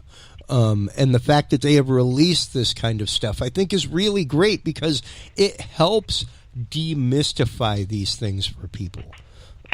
Like we're saying, it's not that these things don't exist. It's not that there weren't conspiracies within and without them. Sure. But are they nefarious ends the way that some conspiracy theories make? and well, the way that some are. Like I said earlier, is that the case of maybe they even made the conspiracy theory that way just to make it more mysterious on their own? Well, you have groups who have to. And here's an interesting case. I think I may have mentioned this in a lecture. I'd say I have to remember what I said, what I didn't. A few years back at the University of Idaho, I was attending every year there's, we have a naval ROTC, and, I have students who are part of that, and they have a commissioning ceremony. And so I was invited to the commissioning ceremony, and I was sitting there in a small audience, and there was a representative of the local Masonic Scottish Rite, which is a kind of, special add-on of Freemasonry. Mm-hmm. And he came up and he gave a little speech, and his speech was kind of interesting to me because he goes, Freemasons founded this country, okay, this is a Masonic republic. And I thought, whoa. I've never heard anyone say that in public before. Wow. So, and, but he gave it, but see, that was his opinion. That was what it was that he believed. Sure. And that may have been what he was told. Now, I was interested enough in that I didn't actually talk to him about it, but there was another fellow there who I knew was a Mason, and I said, well, what do you think about what that guy said? I know you're not Scottish, right, but would you agree with what he said? And he goes, well, I think he was making too much out of it. I think Freemasons had an influence on things, but I'd never say it was a Masonic republic. So there's an interesting case. Two men who were both Freemasons. Well, both acknowledged a Masonic role in the revolution, sure. but they had a different take on it. Okay, they didn't seem to believe or accept the same things about it. Yeah. And thus I go back to those questions, that Freemasonry is a house of many rooms, and that people who use that same name can, even within the organization, have different views about things. Yeah, and one of the things that we talk about on this show regularly is the fact that politician was not an actual job at that point in America. There were envoys, there were political envoys, but hey, even people like Benjamin Franklin did not make his money as a politician. Like he made money from being a politician, because he definitely made some business dealings over in France, things like that, while he was there. But he ran Poor Richard's Almanac, all kinds of things, and that's the thing. Much like it was expensive to belong to these societies, it was expensive to you had to be somebody of means typically in order to serve in that social service of public office. Yeah. As a representative, as an envoy. You had to be somebody that could leave for a month, 2 months at a time, and go, okay, I'll see you later. Take care of the law practice, or hey, take care of the big farm. Take care of the tobacco farm, everybody. I'll be back in 2 months when Congress is done meeting. And that was the thing. It was seen as a little bit different. And even Benjamin Franklin had the concept of our representatives should not be paid at all. At the very most, they should be like reimbursed for expenses. Like if you had to spend money to spend time in Washington, we'll pay you back for that. But aside from that, you have means. You are all set. You're all good. That's why you can do this. You aren't out working in a field. So, and it's really interesting to have seen a lot of that kind of passed by the wayside, and really pushed away from our politic and that concept of enlightenment of these forefathers whenever you're talking about it being a Masonic republic, which most definitely, the illusion I'm making here is that those who had the money to be Masons also had the money to go serve in public office. So absolutely, right. It was a Masonic republic. That stands to reason. It was, the Masonic republic idea can mean a number of different things. One, sure. It's sometimes used to argue that the American Republic was founded specifically on Masonic principles, and thus embodied those principles, as opposed to simply being a republic that was heavily influenced by Masonic ideas. See, there again is this thing that's impossible. it's what you can't see, and what people don't say is to what degree. I would have an interesting question. I think there's a serious question that without the Masonic organization in the American colonies, as to whether or not the revolution could have been successfully organized and carried out as it was. And I think the same thing is true for the French Revolution. That without things like the Nine Sisters Lodge and the Duke of Orleans and the way in which Freemasonry connected people together, absolutely, as people to of whether all or not classes, the revolutions could have achieved their ends. Means. Yeah. Yeah. Because there were people that were politically involved, not politically involved in the revolution, as well as the Masons, things like that. As long as you had the means by which to pay the dues, you could be in. It didn't matter if you were somebody of high estate. Didn't matter if you were somebody. Of course, if you had more money, you could absolutely move up to the higher ranks a whole lot faster. And there are different, of course, depending on which branch of masonry you're talking about, Scottish Rite or regular Rite. It's just the fact of how many degrees there are. And yeah, to me, it really makes a lot of sense because, like you're saying, people from these groups went out, met privately after. And they were the ones that were the Sons of Liberty. They were the ones that were Nine Sisters Lodge outside of things that took on the storming of the Bastille in France, that kind of stuff. So the fact that these societies, like you said, have secrets but aren't necessarily secret. Now, the Sons of Liberty are an interesting case. Those are the guys that carried out the Boston Tea Party, which was one of those things that kind of got a kind of warm-up for the Revolution. Yeah. The Sons of Liberty were, I'm not sure it has been a total head count, but they were all or mostly Freemasons. In fact, they belonged to a single lodge in Boston called St. Andrew's Lodge. I mean, that's where the Boston Tea Party, for all practical purposes, was plotted, if not in St. Andrew's Lodge, they were plotted by members of the lodge. But here's the interesting thing they did. So they're going to carry out this criminal act. But they don't want to carry out the criminal act as Freemasons, because if they did that, that would then besmirch the lodge and all other Freemasons. Which of course, has its roots in England. Yeah. So you can't very well besmirch the lodge. Every colonial Freemason took an oath of loyalty to the king. Yeah. And that was kind of important because it meant that you became a rebel and you were a Freemason, you broke an oath that you had taken as a Freemason. That's right. There were two treasons going on politically and culturally within your right. So what they did is that they formed a spin-off secret society. So they go, look, we're not going to do this as Freemasons, so I tell you what, we'll become the Sons of Liberty. In other words, the Freemasons, who aren't a political secret society, but are a secret society based on the pursuit of fellowship and enlightenment, but the Sons of Liberty are a political secret society. So what you had were basically the same two groups of people doing different things under different names, but they're still the same group of people, and the Sons of Liberty would almost certainly have never come together in the way that it did unless they had first been in the lodge together. And that's how these things tend to constantly sort of combine with each other. Yeah, precisely. They really do interweave themselves together, and it's interesting to see. One of the questions that we had from listeners whenever I put things out the other day was, how did these cabals keep their secret?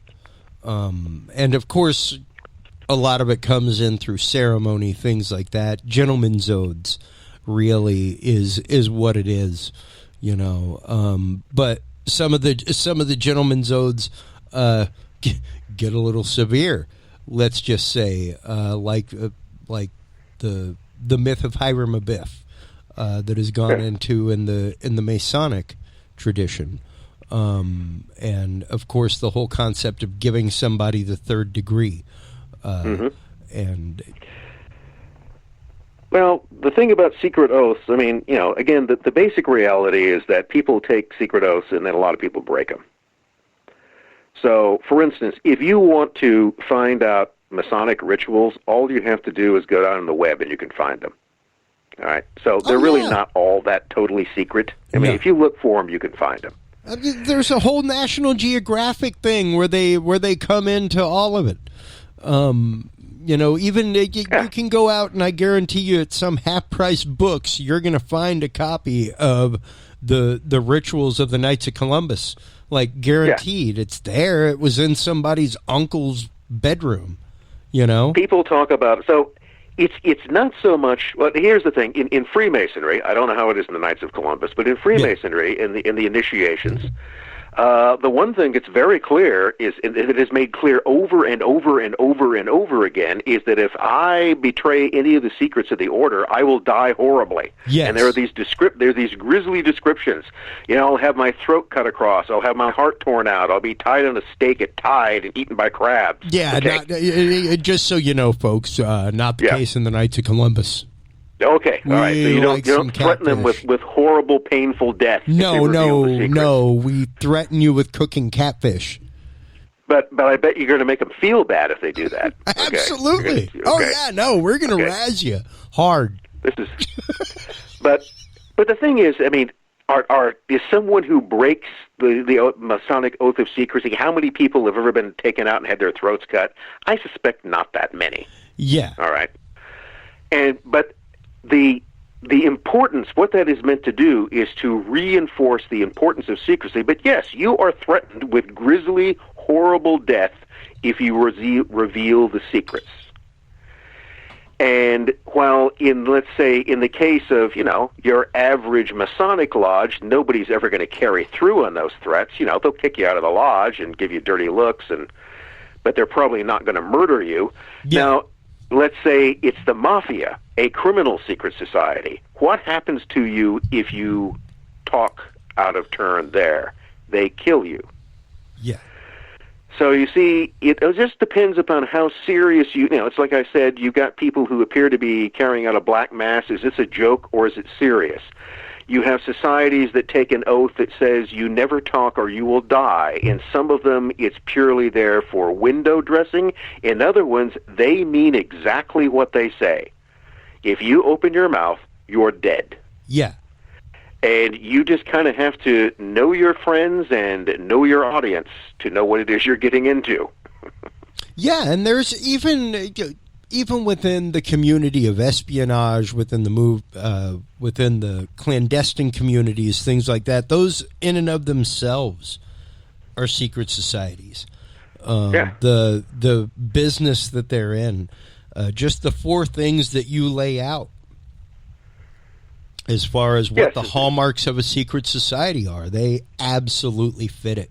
And that's what we have to remember, is that there are so many out there.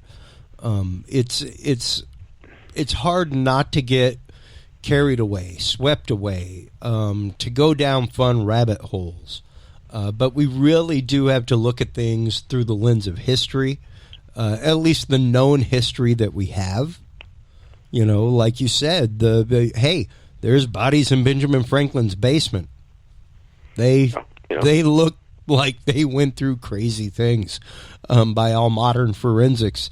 What proof do we have? None. Other than that, it's just there. So it's hard not to let the imagination run wild, but we also have to remember there is fact, there is fantasy. There is a difference between the two, a marked difference, and we have to learn to kind of temper ourselves when it comes to reading these things online.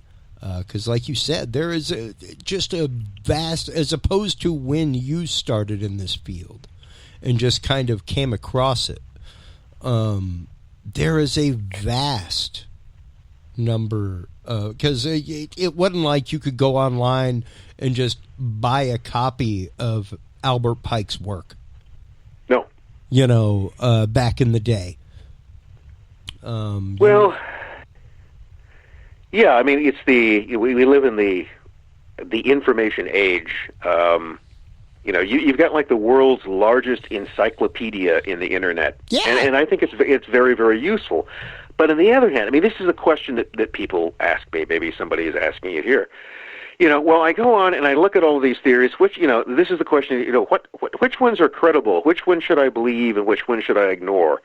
And I get that question a lot from students when I tell them, okay, I want you to go out and research this, and I want you to look at stuff. And they go, well, which one should I look at? I go, one, you're asking me to do your job for you. Okay. Yeah. Okay. You figure out. And so my advice to them, look at everything. All right?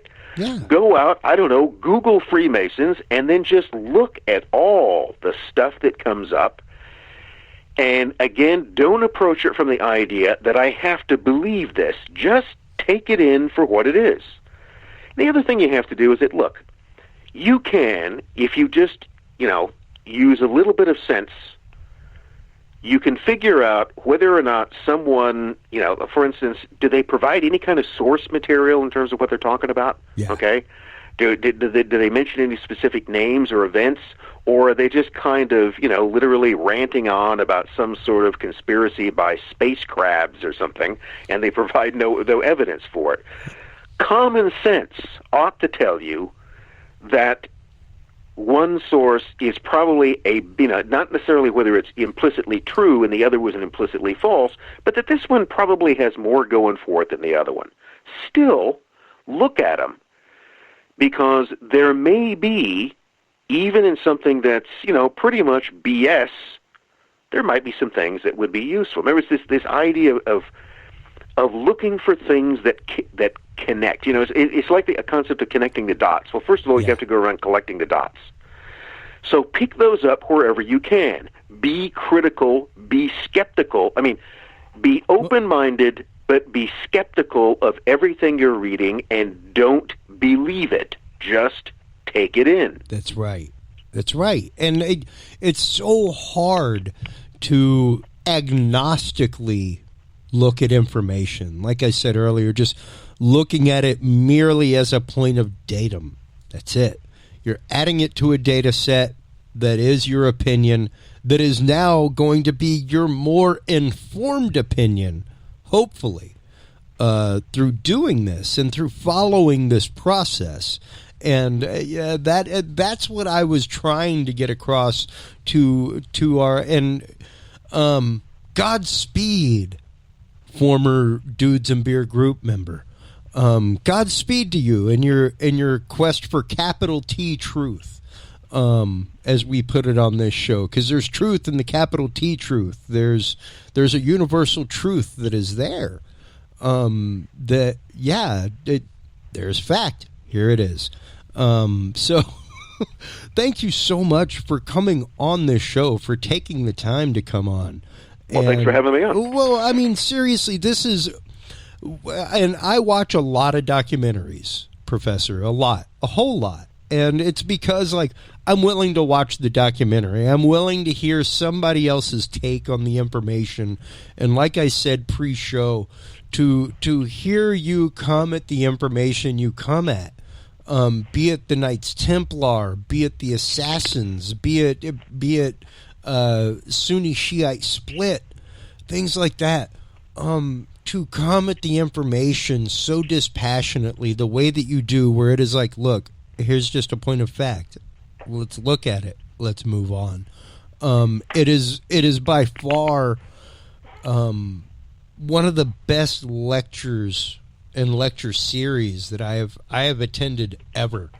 It is really, really well informed. It gives you references out the wazoo that if you're like me and going to sit there and deep dive into things and kind of do your own bibliography with your tablet or your computer, which is what I do. I'll sit there, and as you make references that pop up on screen, I'll go and start reading them while you're talking, and just make that connection. And it really does lay out things in such a logical, dispassionate point of view, like we try to put them on this show, where it's like, let's get beyond like the Zaz is cool. Don't get me wrong. Like, hey, I want to do a whole adrenochrome episode. Don't get me wrong. But the question is that there? Is that actively happening? Let's look at these things from an educated point of view, because you cannot lose track of that. And it's so easy to, in this fast information, chase a headline day and age. Yeah, somebody once told me, again, I wish I could say who, but it was a long time ago, that the real answer to almost every question is maybe. Mm-hmm. Yeah. And that's kind of stuck with me. And I think you can be more certain in some cases, but yeah, it's, we live in a strange and beautiful world. All right. Yeah. And we also live in this climate of, there's always somebody trying to sell you something. There's somebody trying to steer you away. There's someone trying to steer you towards something. Keep your eyes open. Keep your ears open. Try to figure out what's real. A skeleton in the basement is real. A turd on a plate is real, unfortunately. It's there. And then don't fall in love with any explanation. Just follow where the clues lead you and see how they assemble. Don't start forcing them together. Let the puzzle sort of reveal itself. Anyway, I'm really glad, I thank you very much for all of the very, very kind things that you've said. Oh, I'm very glad that, that you enjoyed the real history of secret societies. I hope there are other people out there who do as well. And yeah, I make money off of it, but really not all that much. But on the other hand, as a professor at a university too, not all that much, but you make money. Yeah, they pay me. And where else do you get paid to pursue a hobby? All right. Yeah, absolutely. It's not. I mean, where else do you get paid?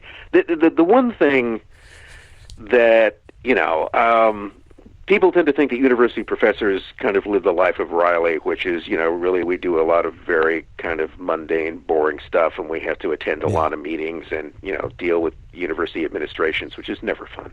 Mm-hmm. But on the other hand, it is one of those things where really, if you work it right and you have something that you're interested in, you get a chance to really work every day with things that and that you can learn at the same time. And again, the thing I go back to is that what's really kept me interested in this job, what kept me doing it for 4 decades, was that every day, literally, I would learn something new. There's this kind of gradual little enlightenment that comes with it. And even if in the end the enlightenment is just confusion, well, at least you know what's there, as opposed to what isn't. Yeah. But it's been great being on, and hopefully I think we covered some interesting points. Well, absolutely. We would love to have you back on to talk about Knights Templar, all kinds of fun stuff, because this whole series covers so many things. And it's really great to hear somebody talk about it, like I said, in an educated point of view, to really come at it from a lens of history, yet still dispassionately from a lens of history, and look at things for the facts that they are, and let's just see where they lead us. And thank you so much for taking the time. Please do hold the line. Tell everybody where they can go to. Of course, your books are available on the Dudes and Beer store, but where else can they go to get your books? Where can they go to get the series, to sign up for great courses? Well, I guess the main books I would pitch would be anybody who's interested in what I think is a very different take on Aleister Crowley, and I would add that I'm not a follower of Aleister Crowley any more than I'm a member of a secret society, but he's an interesting guy. Secret Agent 666. If you're interested in espionage and skullduggery in the early 20th century, Trust No One, The Secret World of Sidney Riley. And then probably the most recent book I've done, again, if you're interested in the Russian Revolution, politics, international finance and intrigue, that would be Wall Street and the Russian Revolution, 1905 to 1925. I think all of those are available, through Amazon and any of the other sort of booksellers that are available. Working on some other projects. I might end up co-authoring a book that will deal with the rise of Hitler and connections with him. I've written other things. I have articles in academic journals, most of them espionage-related, on a variety of spies. I also have topics on maybe more general interest, everything dealing from Basil Zakharov, the merchant of death, one of the world's first billionaire arms traders. Again, things on the rise of Hitler, Ignatius Trebitsch Lincoln. You might want to look. There's a magazine called New Dawn, which is published in Australia. I've had a number of articles published in that, and those are pretty, quick and to the point in terms of getting material. The Real History of Secret Societies is produced by The Great Courses. We had the cooperation of the History Channel and A&E Networks in the production and promotion of that, which meant that they get to vet all the scripts. Yeah. And so you can find that, you can go online and just look at the Great Courses. They have hundreds and hundreds and hundreds of wonderful courses on all sorts of things. I mean everything. So you might want to take some time to kind of explore that. Mine is there. I think you can also find it if you go to Amazon Prime. That's where I found it. Yeah, and you go down. See, I didn't know that until I was just hunting around one night for something to watch, and then I run across my own thing. So it's on there as well. You have to hunt. That blew my mind. But anyway, my wife found it and was like, "Oh yeah, by the way, because like every once in a while, beginning, middle of the month, we know that things post to platforms. So and you can buy it in different formats. You can get it just audio. You can get the video. You can get DVDs. I want to say you can download it. You can buy individual episodes. You can get an entire written transcript. So if you want to read it, you can do that. Absolutely. So, if you go to the website, you can get all kinds of stuff. I know I want to say on Amazon Prime, the Great Courses series was like $7.99 a month, something like that. Yeah. It was some insanely awesome price, and that's why I was like, heck yeah, I'd do it. And I own no stock in the company, but yes, they put out a good product, and they have lots of stuff. So if you're there, check out and what are the things they have as well, and go from there. Well, and thank you so much for taking time to do that. Thank you so much once again for taking the time to be on the show this evening. Please, it's my pleasure. Please do hold the line while we close things out here on our side. While you're online checking out all the great stuff by Professor Richard B Spence from the University of Idaho.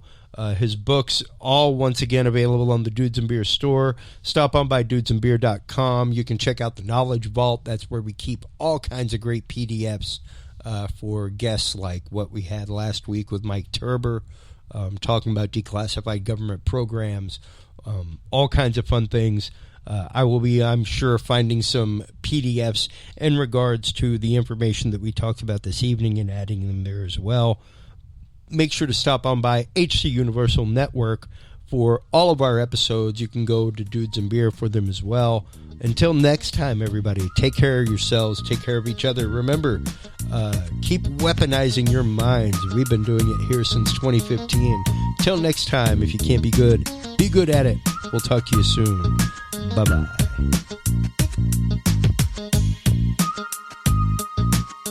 Thanks for listening to this episode of the Dudes and Beer Podcast. To listen to our audio streams or chat with us live, download the official Dudes and Beer app for Android and iDevices, available on Google Play and iTunes markets. For more episodes, content, and information, visit us online at dudesandbeer.com. You can also find our episodes on Breach.tv, iHeartRadio, Spreaker, SoundCloud, iTunes, YouTube, Stitcher, or your favorite podcast service. Dudes and Beer is a proud member of the HC Universal Network family of podcasts. For more about our sponsors and other podcasts on this network, visit hcuniversalnetwork.com. Thanks for listening, everybody, and until next time, drink responsibly.